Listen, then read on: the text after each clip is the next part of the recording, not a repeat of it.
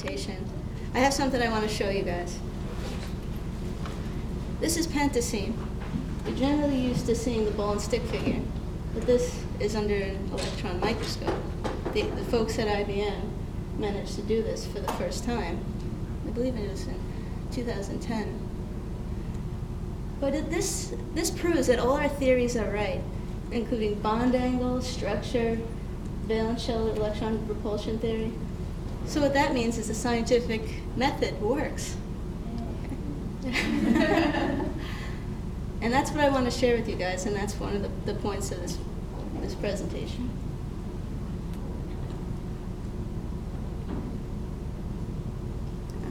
Let's take the Orgo Beast. I can't take credit for this. That's Dr. Katsunanis' creation. Thought you'd like it. Why? I have failed this course a number of times. The first one being because I was sick, I had pneumonia. But what I want to do is to help you guys not make the same mistakes that I did. Now tell me, how many of you are taking introductory chemistry? 132? Good, good, good. So you might want to pay close attention. You'll see just how vital this is. The teachings of 131 and 132. So what I'm going to do is take those fundamentals, amplify them, apply them, so that you may tame the Orgo Beast, kill it, and mount its head on your transcript, thereby impressing the admissions office in the medical schools. And you could thank me for that. To essentially give you a heads up, because you don't know what you're dealing with just yet. Because organic chemistry, it's a very unique science.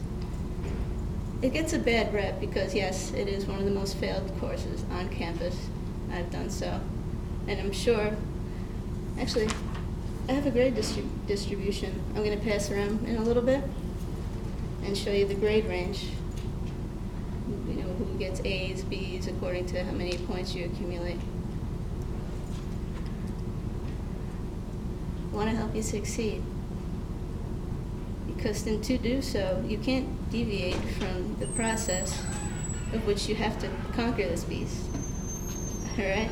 And you'll see why. I'll show you the fundamentals, how to apply them, and the reasons I failed for not doing so. Okay, man. I did not approach the course with the proper manner which it was meant to be studied. Now, to tame this giant, you can't fall behind by any means. Don't think for 1 second that you could slack off, you could not do the homeworks, and that you can catch up at the end, because that's not going to work. Again, you'll see why. It's a very rigorous course. It's a unique discipline, as I said so. This is the main reason I failed. My ego. My ego got in the way, especially when I took summer organic chemistry. And you can ask my mother how bad it was. She tried to reach my ego, but she got redirected through NASA and got my voicemail. Okay? That's how bad it was. And you can ask her. She's sitting right there along with my aunt and my best friend and my mentor. It was that bad. Trust me. And everything, because of that, everything that follows is a result of such. Now, you might be asking yourself, what is organic chemistry? What is this monster that I speak of? Well, the way I like to think of it as chemistry on steroids. Now, what do I mean by that? You are taking the fundamentals, sort of like stepping stones, and you apply them to a very advanced level. For example, you might learn to fly, you might learn the basics, but then you apply it, you get better at it, and you keep going, you continue to rise. And that's what you're going to have to do if you want to master this. But let's get more serious now. The study of the carbon atom and its role in structure formation, composition, and reactions in life processes. Now, the picture I showed you before, the pentacene, that's an example of, obviously, what the carbon atom does in its very nature. And organic, it's all of chemistry, not just organic chemistry, is governed by electrostatic forces. And you will see this when I give you examples of reactions and reaction mechanisms. And obviously, organic has a very large role in life. It's the basis for all life. How many of you are fluent in the language of genetics? Okay, good. So as you know, DNA is composed of nucleotides, which are pentose sugar, phosphate backbones. And the base, it's either made up of cytosine, guanine, adenine, or thymine. You're a cell in RNA. Now if you take a look at that, it's made up of your typical protein. You got the amine structure, your R group, and the carbon backbone, and the hydrogens. That is by definition an organic compound. And it is the sequence of these bases that determine what kind of protein is made. And the sequence is read by DNA polymerase. No, RNA polymerase, which itself is a protein, therefore made up of organic chemicals. It makes a copy, makes messenger RNA, which is then read by the ribosome, again, composed of organic chemicals, and then synthesizes a protein which makes up of all life. And that's the basis for all of biology. DNA, RNA, protein, trait. That's what they call the central dogma in all of biology. Every process, every composition, every molecule that's involved in life, your skin, your hair, your enzymes, your liver, everything you can think of is made of proteins and is therefore organic. And why? Because the DNA said so.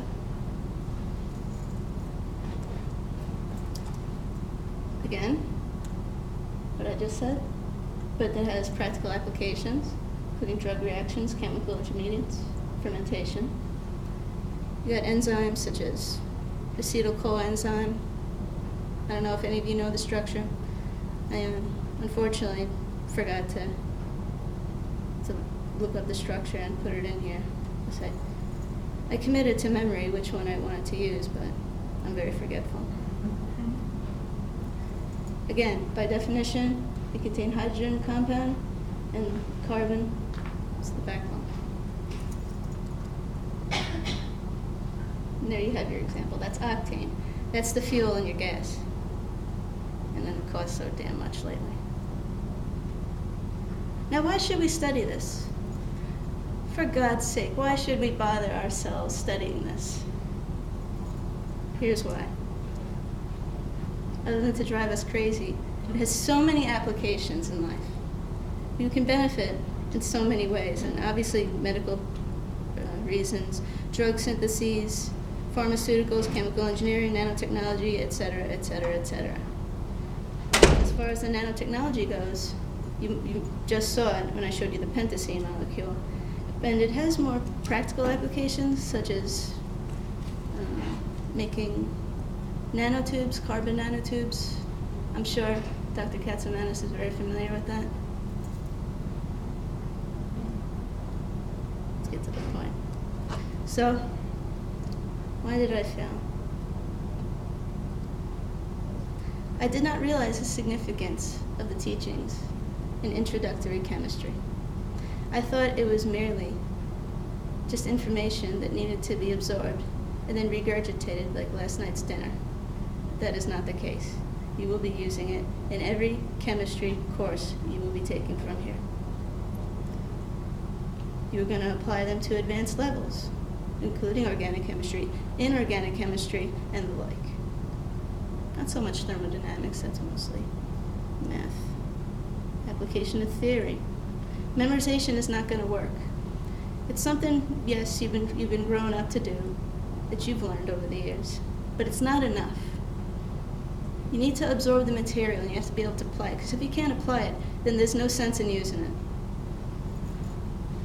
And you can get that through practice. Again, fundamentals. Here are some examples. You got your acid-base reaction. This is very important, so you might want to pay attention, especially to this. As you know, in introductory organic chemistry, they teach you two examples of acid-base reactions. This one, obviously, the Bronsted-Lowry definition, where the acid is the molecule donating the hydrogen, and the base is the one accepting it. And there's your typical formula. And I will be giving you an example. There you got acetic acid with water. And this is a conjugate base, which means that it has lost a hydrogen and gave it to water. Now you got hydronium. And now you have your other definitions, the Lewis base and acid definition. The acid is the molecule that accepts electrons, and the base is the molecule that donates it. Now this is what you're going to be using mostly, and not so much the Bronsted-Lowry. And when I get to mechanisms, I'll show you this, including organic synthesis. Here, you got the fluoride as a Lewis base, Lewis acid, and it absorbs two of these, and you get this molecule with a charge. Here's another example. This is radical chemistry. You're probably not going to touch on this as much until you get to organic chemistry, but the concept is the same. So what? Who cares? Who really, really cares? What's this got to do with organic chemistry? Everything. Everything. And you'll see why. Acid-base reactions are the foundation of organic chemistry and their reactions. Here's an example. You have this. It's a base. It looks for a positive center. In this case, it is right here. We call that the alpha carbon. And that's going to give you the conjugate base. And water. And this is something you learned in the 3rd grade. It's all about electrostatic interactions. Positives attract to negatives. Negatives repel. They taught you that for a reason. Again, satisfies the definition. Let's give another example. You got lithium, you got carbon dioxide, conjugate base, conjugate acid. Sorry, I'm shaking. Not that I'm nervous. Just haven't eaten in a while. Again, follows the Bronsted-Lowry definition. And here, this is addition reaction. This is something you will come across in organic chemistry. But don't worry about it right now. It's just an example I'm giving you for the sake of understanding. You see a pattern? I hope so. But we'll touch more on acid-base interactions when I give you actual examples. Now, resonance, it determines the stability and reactivity and acidity of molecules. And the more resonance equals the greater stability, and it's due to electron delocalization, which is also something you will learn in Orgo 2 in the first part.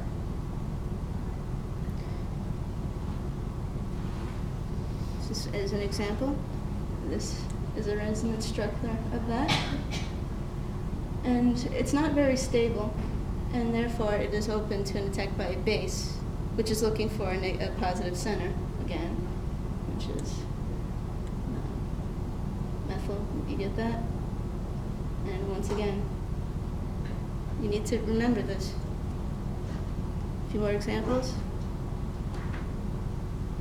Nothing really much to say here, just so you can kind of catch on, see what the point of it is. Acetic anhydride is a good one. So, why did I fail? You can't just learn the mechanisms and verify that they're correct in your head by looking at them. You need to so-called swim on your own or fly on your own. But instead, I drowned in overconfidence. And here's an example of a mechanism. Now, I'm not doing this to mess up your mind or to make you crazy, but you could think of this, again, as sort of like a roadmap to find your destination. And you'll be using it with the acid-base theory. This acts as a base, or I'm not going to get into technical terms right now. And this is the acid. That was a little quick. This attacks that, you get this structure, and then it kicks off that, and then you get a carbocation. And this becomes this. And then you have benzene reacts with that, and you get this hydride shift, and you get your product. Now don't be intimidated of this. This will become second nature after a while. Once you know the mechanisms of all the reactions, you've basically got it down. Because again, it's the application of theory and not so much as memorization. But what I do suggest is to practice, if you're going to need it. Again, practice the motions. And always check your answer to make sure they're correct, because it's very easy to go off track with the mechanisms. They're generally pretty long, they're very specific, and they have many steps. And you're going to want to make sure that it's correct, because if you make one mistake, then your answer is all off. And especially if it's on the multiple choice questions, it's all or nothing. So, why did I fail? I did not take the clicker questions seriously. I thought they were merely just toys to gain points. But no, they have more significance than that. They're the ones that appear exactly on the exam. And you're going to want to write these down, because I know you guys at pre-meds, you don't really care so much about learning the material. Like when you're in lab, you don't know what's going on at the nanoscale. You just care about getting your product, and that's understandable. You just want the grade. And so, this will definitely help you. This is what you care about. And now let's compare one of Dr. Katsoumanis' clicker quiz questions that he gave during the summer. It's 2010. Which reaction pathway leads to the product? This is a chain reaction. Bromate, magnesium, etc., etc., etc., etc. Again, don't be intimidated of this. This is something you will regularly see. And it's one of the easy questions, I would have to say. And this is a question you would see on an exam. And there are a number of ways you can satisfy this, but they're not necessarily the best or most efficient. And it depends on the order in which you go, and I will show this to you later when I do a synthesis. So now that you know what they're about, prepare for them. Reading the chapters. See, I recently met a fellow on the bus when after taking the second chemistry exam. He was as nerdy as you could possibly get. Stereotypical nerd. Not that that's a bad thing. I'm a nerd myself, albeit in disguise. I said to him, my study skills aren't that great. And he told me, I read the chapter ahead of time. And afterwards, I summarize it. I write it in my own words. And then I read it again. And that never even occurred to me. So sure enough, I tried it, and it works. Keep that in mind. Oh yeah, and you're not going to get much sleep. So, why did I fail? You take the multiple choice questions at face value, and that's not something you want to do, because a lot of times you're going to have to go below the iceberg, and I'm going to give you a specific example. What they're really asking isn't always obvious. There's more than meets the eye for all of you Transformers fans. That's Ironhide, by the way, is my favorite. Now here's an example of a test question. You might ask, what is the best nucleophile? I'm sure right now, a lot of you are thinking, nucleophile, what the hell is that? But just for this, what it's really asking is, what is the best base in your typical solvent? And you'll get these choices. And first you have to identify the relevant concepts to understand what they're asking. And when you do, you ask how you would apply the knowledge that you learned in fundamentals in chemistry. Now here's your standard, typical periodic table. I'm sure you all remember the trends that they gave you in chemistry 131 and 132. As you go this way, electronegativity increases, size decreases. And the reason for that, reason size decreases, because electronegative atoms, they hog all the atoms, and they don't want to share them. thereby making them really bad nucleophiles. So, in this case, the iodine is the best nucleophile. And you do this using trends and thinking back to the lectures which you were taught. A major element of organic chemistry that you're all going to have to face, organic synthesis. Again, don't be intimidated, but it is something you're going to have to come across. And here's an example. Say you want to get cyclohexane right here. There are multiple ways you can do it. In this case, this reaction specifically is what we call the Diels-Sauter reaction. Now, right now, don't worry about what kind of reaction it is. This is just as an example. You can use completely different reactions. That's you get heat, you get this product, you get hydrogen catalyst, and you get your product. And here you could do the same here. But this is something you will learn when you take organometallics. It's an activating group, and it kills this. It gives you a double bond. And then again, you get your hydrogen catalyst, and you get cyclohexane. Now the point of me showing this to you, again, is not for you to learn. This isn't an organic chemistry lecture. The point I want to make here is you can use completely different reactants, to get what you want. Here's another one. Now this one's a roadmap. You want to get this molecule here. You start with toluene. And generally, you might want to do reverse reactions, retrosyntheses, which Dr. Katsumanis here, he generally recommends. I personally prefer going forward, but you might prefer otherwise. This is a carboxyl group. This replaces the Cl. This kicks off the Cl. This adds alkyl groups. Partial reduction. And then you get this. You got your exact same molecule. Now you could take different ways, different pathways to do this. And for this one specifically, there are a million ways to do it. There are more simple ones, there are more complex ones. I'm going to show you one that's slightly more complex. Again, you start with toluene. You turn it into benzene here. You add the bromine. You replace it with lithium. OH. Aldehyde. You get this. Again, you get that. And here, you get the same reaction. Now, I want you to take note of this. This is what they call the Clemmensen reaction. It works on molecules like these. And you can also use this to reduce that, but you cannot use this for did I make a mistake? Yeah, I did. Oh, no. But I made a typo. Well, not really a typo. But you can use different reagents to get the same product.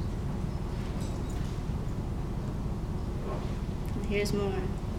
This one involves organometallics. And what I'm going to show here is you can use the same exact reactant with completely different reagents and get the same molecule. Here's an example. It's what we call the Heck reaction, or as Professor Lauer likes to call it, the Hell reaction. Depends on what your opinion is. You get this molecule, and here's your catalyst. You want to add this, and this is what you get.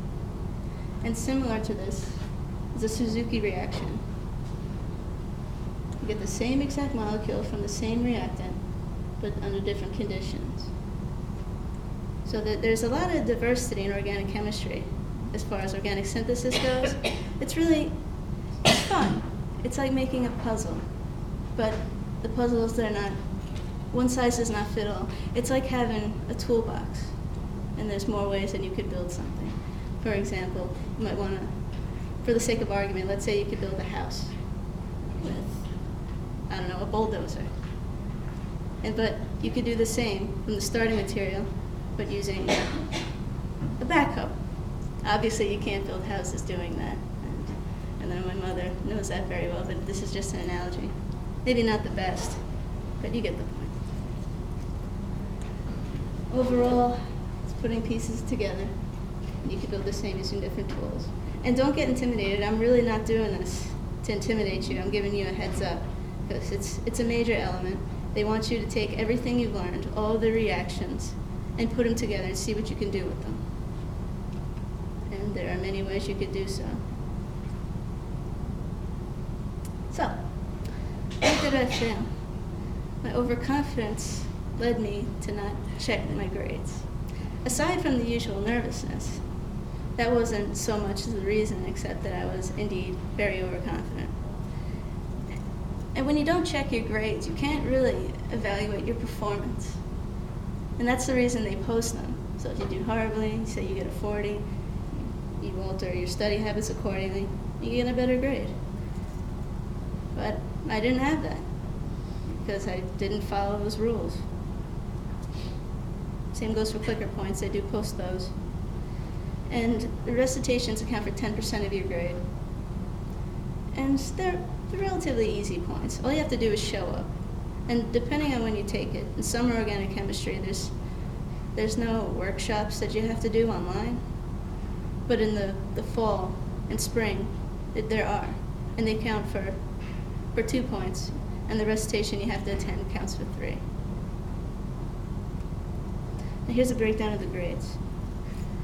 What I also want to pass around is what the Y students got, the statistics, as far as the grades for Chem 321 in the fall.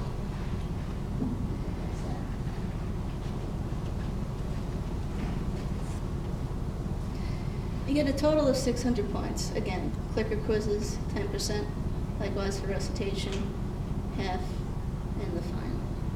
And this is very doable. See, just to get a C, you have to get half of the points. So let's say, for the sake of argument, you get 100 on all the midterms, which is very unlikely. Then you automatically get a C. Take the clicker quizzes seriously, the recitations, and you already got 120 points under your belt, and you're essentially home free. That's the way I look at it. So, why did I fail? I waited to talk to Professor Katsamanis until after I realized I failed. You see, the whole reason I'm doing this presentation is because when I became aware of my failure, it devastated me. Because I really studied, I really put my back into it. But I didn't do it the proper way. Again, my ego got in the way. And so I went and talked to him, and he says to me, why did you wait? And I told him, because I'm scared to check my grades. And he just laughed, and rightfully so.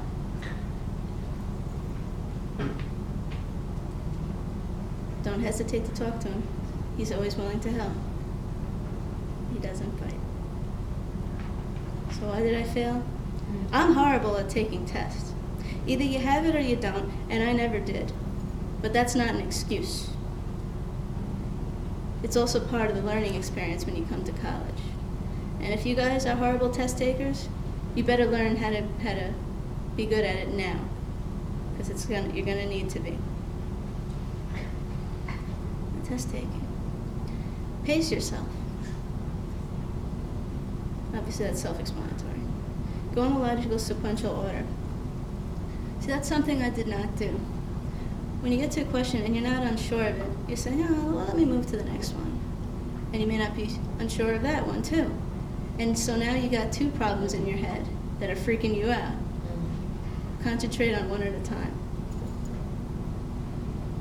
It'll help you with concentration. Show all work and no shortcuts. Now, I did something particularly stupid.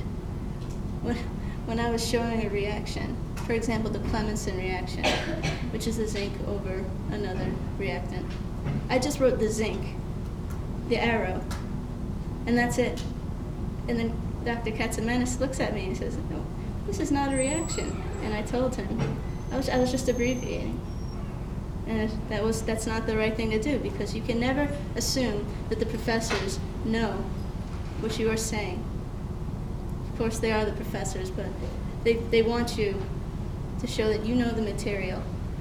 Assume nothing. Work out the problem first on the multiple choices.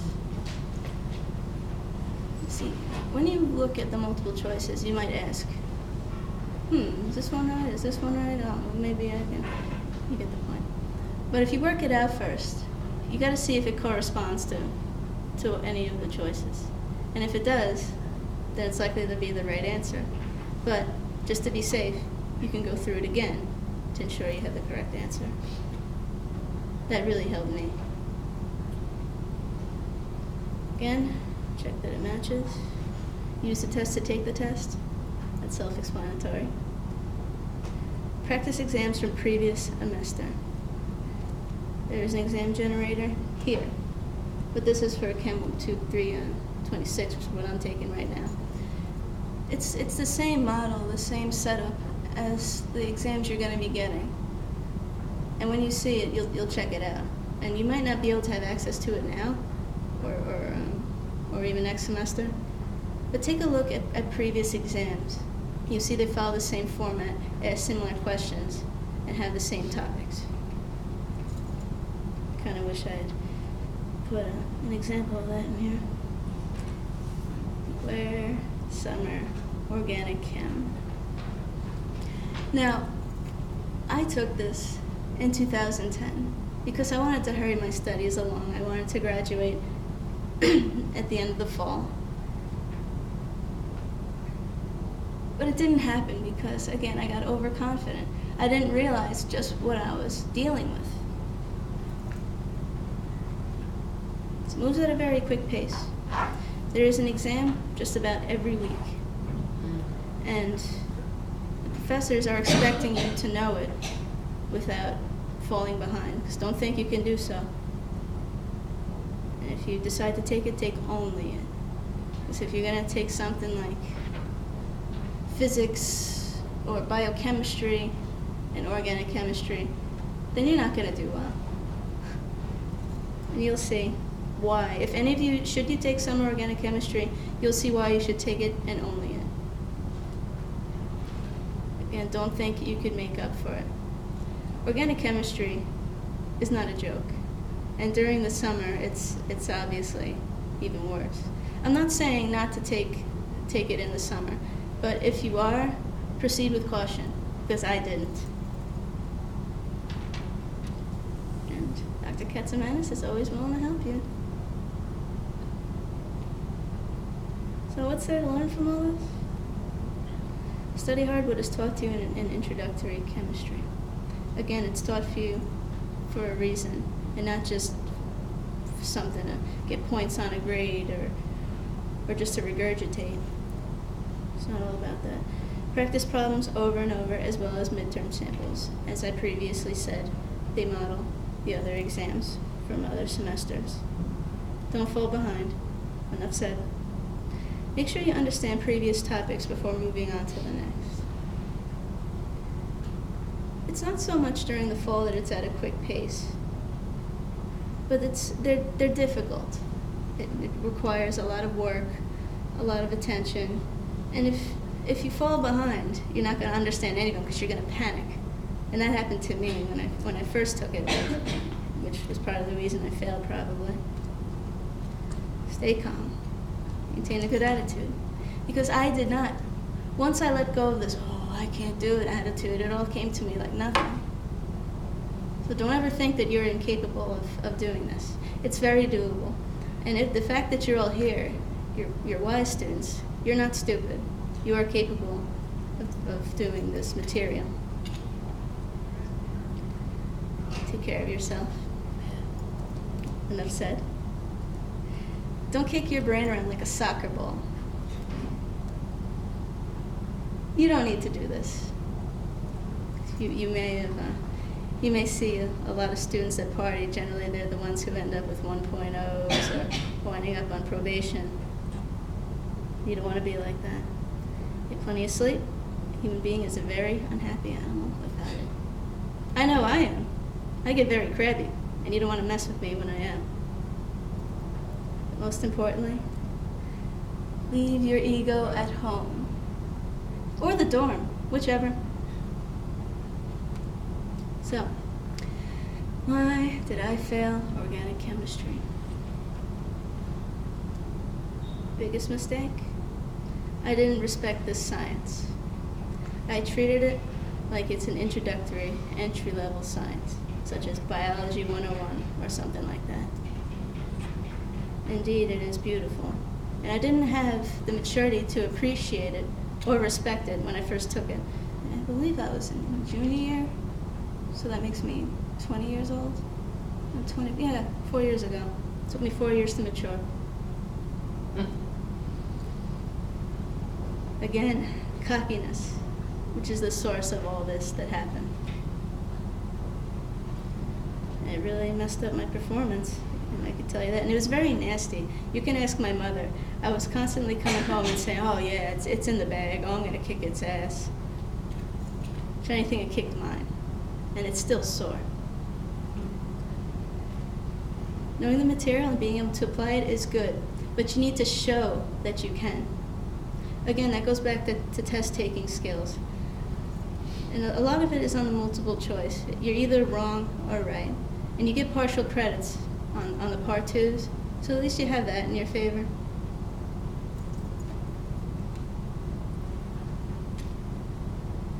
Because of this. Because of everything I showed you was because of my ego. And I deserved to fail. I did not deserve a passing grade. I thought I deserved at least a B. No, no, no. I deserved that F that I got on my transcript. And rightfully so. Because of these reasons. And there are identified at least 8 of them. Because when I failed, it was particularly devastating, as I said to you before. It hurt. It stung me. Because I love science. It's my passion. And when I'm beaten by it, it makes me feel inadequate. A word from the wise. You might recognize this person, you may not. But he is arguably the best martial arts master to be on this planet. Now, what does he have to say? The great mistake is to anticipate the outcome of the engagement. You ought to not be thinking of whether it ends in victory or defeat. And that's precisely what I did. My ego got in the way, and the extreme overconfidence was detrimental to my performance. It was very obnoxious, and it got in the way of me growing as a scientist. And as a scientist, I must be able to confront this discipline for the tough one that it is, with an open mind, humble to understand it, absorb it, and help contribute to it in the future.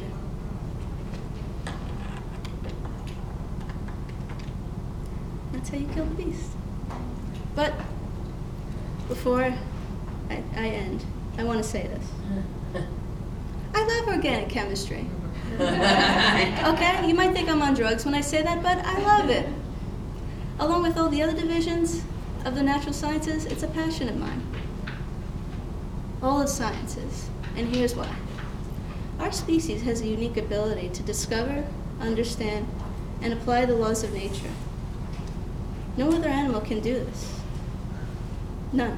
Not even our closest living relatives, the chimpanzees, can do this.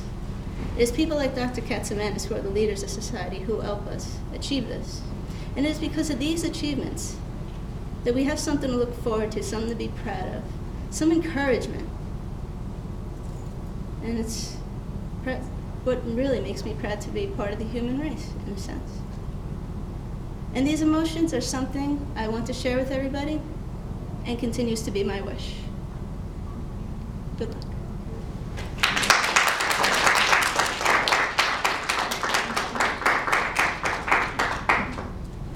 Maybe I'll use Dr. Katsoumanis to say a few words. Yes. He has something to say. Very good. Everybody, this is Dr. Katsoumanis.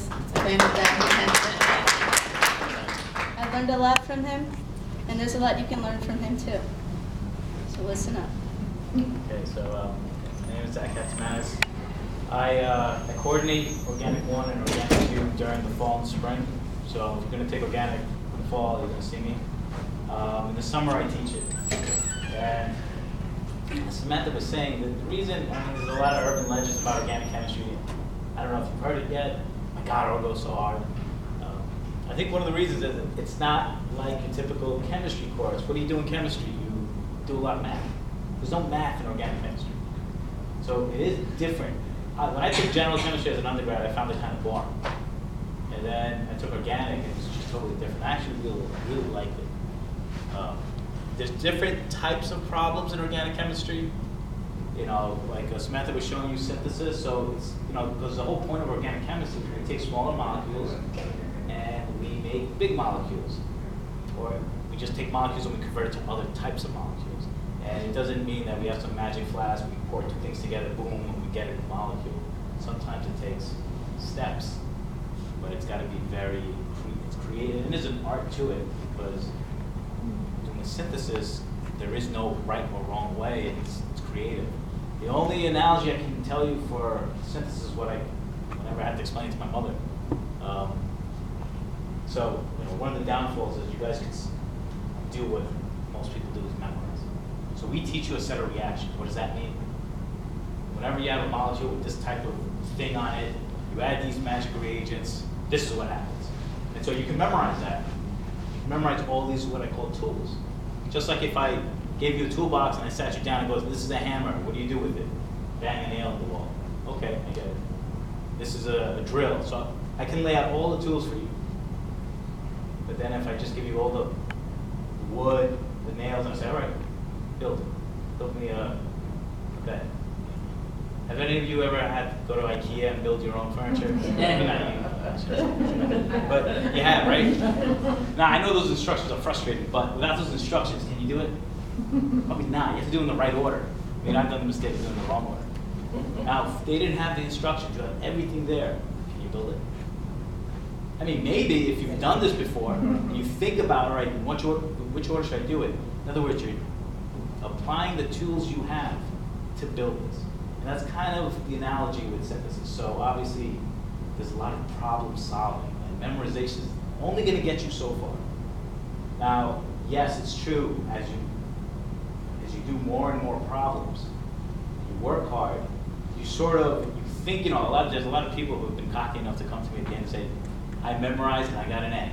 I said, well, sell yourself short. You actually understood this stuff. You worked so hard at it that you began to understand it. You just don't realize it. When I was an undergrad, everyone said how hard, told me how hard it was. The first exam is mostly kind of like a review of Gen Chem.